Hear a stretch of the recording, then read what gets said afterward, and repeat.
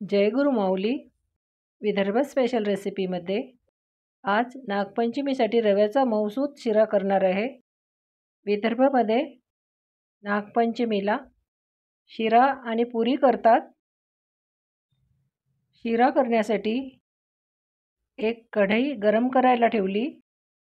अर्धी वाटी साजूक तूप, त्यातील 1 चमचा तूप राहू देते. ते शेवटी टाकायचं आहे. तूप थोडं गरम झालं, त्यामध्ये 1 वाटी रवा गरम तुपामध्ये भाजून घ्यायचा आहे. खमंग भाजून घ्यायचा. गॅसची फ्लेम लो ठेवायची.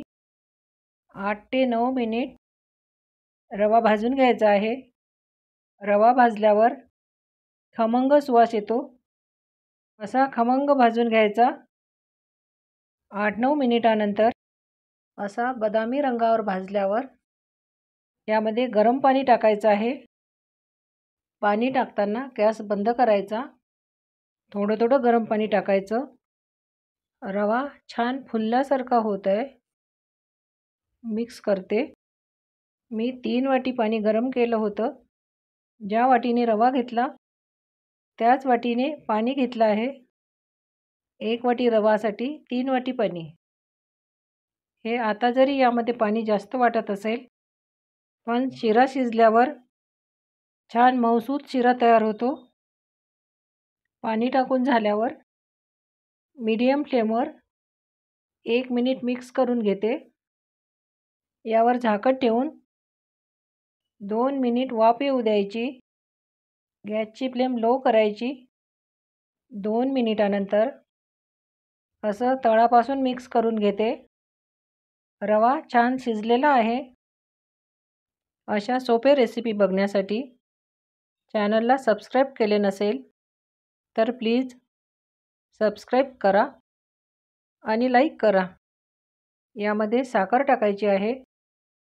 ज्या वाटीने रवा घेतला त्याच वाटीने अर्धी वाटी साखर घेत आहे. यापेक्षा गोड पाहिजे असेल तर साखर जास्त घ्यायची. 5 ते 6 बदामाचे काप करून घेतले. 6-7 काजूचे काप करून घेतले. थोडी चारोळी. साखर टाकल्यावर विरघळल्यावर थोडंसं पातळ वाटत असेल, सैलसर होते. तळापासून हलवून घ्यायचं. छान मऊ दाणेदार शिरा तयार होतो. यावर झाकण ठेवून 5 मिनिट होऊ द्यायचं.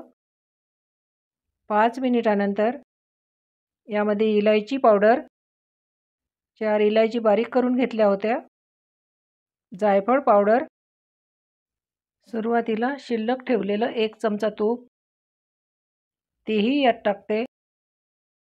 असं तळापासून मिक्स करून घेते. असं तळापासून मिक्स करायचं.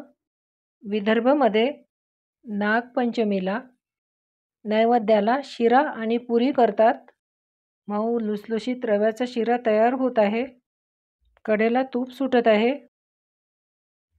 शिरा दुसऱ्या दिवशीपर्यंत मऊ राहतो.